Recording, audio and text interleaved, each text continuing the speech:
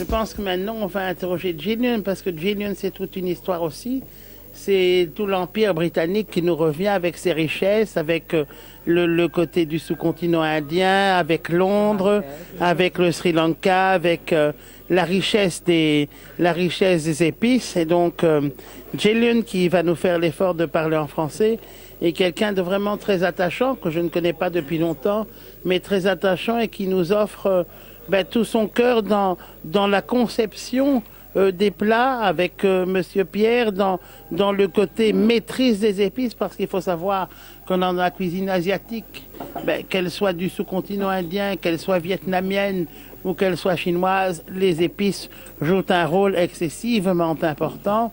Et la maîtrise des épices, ça prend plusieurs années. Et Gillian, qui forme, comme vous le voyez, un tandem exceptionnel avec Monsieur Pierre, tant dans la conception... Marco Polo, hein? C'est notre Marco Polo. Voilà, Marco Polo qui a été en Chine, lui. Donc le Vénitien qui a été en Chine, qui a commercé avec la Chine et avec le continent asiatique, c'était aussi toute une histoire. Et on retrouve ça aussi, cet esprit-là chez Gillian, qui a voyagé, qui a travaillé dans pas mal de pays, qui s'est donc formé une propre conception de la cuisine. Et on va interroger aujourd'hui Gillian, qui nous fait le plaisir d'être à Louvain-la-Neuve, qui s'est ancré à Louvain-la-Neuve dans cette équipe avec les gens avec qui elle aime travailler. Et j'ai envie de lui dire, Gillian, présentez-vous à nos lecteurs comme vous voulez vous présenter, ce sera plus simple. Je suis limitée en français, mais j'ai fait un essai pour parler. And if there is any problem, we switch in English, but let's try in French. Mais oui, je suis très contente pour travailler pour Miss Ashley. Et oui, c'est comme ma famille, parce que je suis toute seule ici et je suis très, très contente.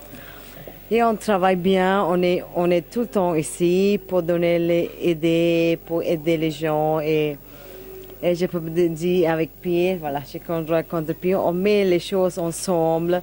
On dispute tout le temps, mais quand même... Du choc des idées jaillit la lumière. On ne peut pas faire autrement. On dispute tout le temps, mais... Mais je pense que les clients doivent voir les résultats sur l'assiette.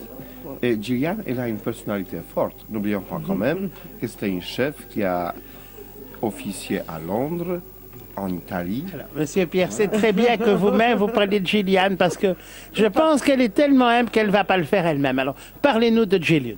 Mais je ne fais rien sans que Gillian donne son opinion.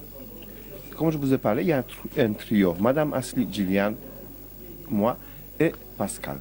On y Pascal au niveau de la cuisine belge. Que nous avons vu dans un précédent reportage que nos lecteurs ont en lien, qui était bien sûr lié à votre restaurant, le Cambridge, où nous avions interrogé, apprécié et beaucoup aimé Pascal. Oui, tout à fait. Mais voilà, vous voyez, Gillian, pour avoir Gillian chez nous, ce n'est pas facile. Parce que c'est quelqu'un qui, voilà, j'étais chez Jamie Oliver, ok, j'étais là, voilà. Ok. Vous voyez, chaque fois, mais quelque part, elle me dit, ajoute ça, ajoute un peu de gingembre, travaille le wakame, on va faire le guacamole, le piment de... Mais, vous voyez, c'est quelque part, c'est vraiment un don. Parce que quelque part, parfois, à 1h du matin, elle me dit, voilà, j'ai fini cette recette. Je dis, encore, elle est folle, celle-là. Mais elle me dit, Pierre, on va se voir le matin, on va mettre, et après-midi... The woman who never sleeps. Non, voilà. Mais je pense que c'est ça notre secret. Ça veut dire, voilà, maîtriser les épices. Mais je voudrais qu'elle parle quand même un peu, parce qu'elle parle très bien français. Non. Oui. Mais c'est bien que vous la présentiez avec votre cœur. Continuez encore quelques instants à nous la présenter avec votre cœur, et après je lui donnerai la parole. Oui, mais je n'ai jamais caché que c'est la personne que j'adore, que j'apprécie, et qui fait presque ma moitié au niveau professionnel. C'est une déclaration d'amour professionnel. Je l'assume. Il faut toujours assumer ses convictions. Alors, Gillian, qu'est-ce que vous avez envie de dire ici de votre présence à Louvain après un si riche parcours que vous pouvez d'ailleurs nous détailler, nous expliquer ce que vous avez fait. Allons, vous avez été chez Jamie Oliver, avec peut-être chez d'autres chefs.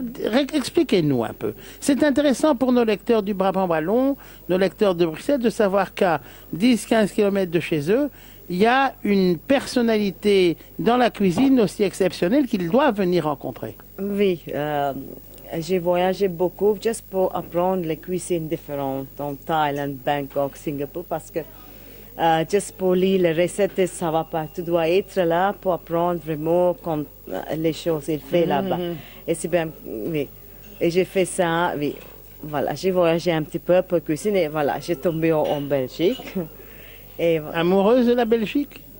Fallen in love with Belgium? Oui, à cause it's a personal choice I had to make. And also fallen in love with the team of Monsieur Asley. Oui, voilà. Et j'ai tombé ici, en Asli. Et oui, c'est comme une famille. Je suis tout le temps ici et it's like a family business we run. C'est comme une entreprise familiale Voilà. que vous faites ensemble. On sent ce qui est extraordinaire dans votre équipe, c'est de sentir vraiment cet attachement familial, filial à Monsieur Asli et à l'ensemble de l'équipe. Je pense que l'intelligence de Monsieur Asli, ou peut-être son cœur a été de créer C'est vrai, cet avec la esprit famille. avec vous. Mais oui, Oui, parce voilà. que entre nous, on l'appelle Mahmoud Cœur. On ne dit jamais Mahmoud Asli, on dit Mahmoud Cœur. Parce que C'est la comme ça. deuxième déclaration d'amour, cher lecteur, de notre reportage. Mais parce que tout le monde l'appelle Mahmoud Cœur. Voilà, il s'énerve, c'est un homme passionné, mais il aime, il s'énerve, il oublie et on avance. Il est, Vous savez à quel point c'est la famille familiale. Il y a sa fille Roina. Elle fait maintenant ingénieure en gestion. Cette année, elle va arrêter pour faire le master en hôtellerie. Ça veut dire que on l'appelle souvent la jeune patronne parce que c'est une fille qui est extrêmement gentille, créative, intelligente. Vous savez, et qui va faire maintenant quelque part les classes en Oreca. Et je pense que c'est ça notre force. Vous savez, on ne peut pas travailler aujourd'hui dans les plusieurs sociétés sans pouvoir dire voilà, c'est qu'on se réveille et on y va. On est fatigué, hier on a fini à 3 heures du matin, mais on s'en fout, à 10 heures on est là. Si on n'a pas cette motivation-là, et je pense que ça, au niveau Oreca, ce n'est plus évident. Très rare d'entendre ça de la restauration parce que connaissant le métier, le milieu, je peux vous dire que c'est un métier dans lequel il y a beaucoup de turnover, de serveurs, de chefs, etc. Beaucoup de gens qui viennent, tandis que vous avez créé justement ce climat d'avoir une équipe stable, une équipe permanente, une équipe qui a des racines, une équipe qui s'entend bien ensemble. C'est exceptionnel comme climat. Mais je pense que quelque part, c'est un peu osé, mais je vais quand même le dire. C'est pas vraiment quelque chose de dogmatique ou doctrinal. Je pense qu'on peut créer de belles choses avec de belles personnes. Et Ça je peux pourrait dire- être une maxime qui serait sur votre carte, ça. Je veux Il y a dire- de si belles maximes. Je veux dire une fois, une chose, je vais expliquer en anglais.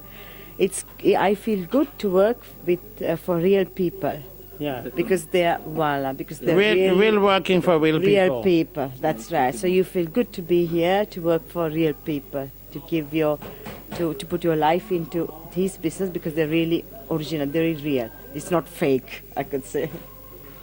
On se comprend, donc c'est vraiment donner vraiment sa vie pour des gens qui sont ancrés dans le réel, pour des gens qui sont vrais, dit notre ami Jillian.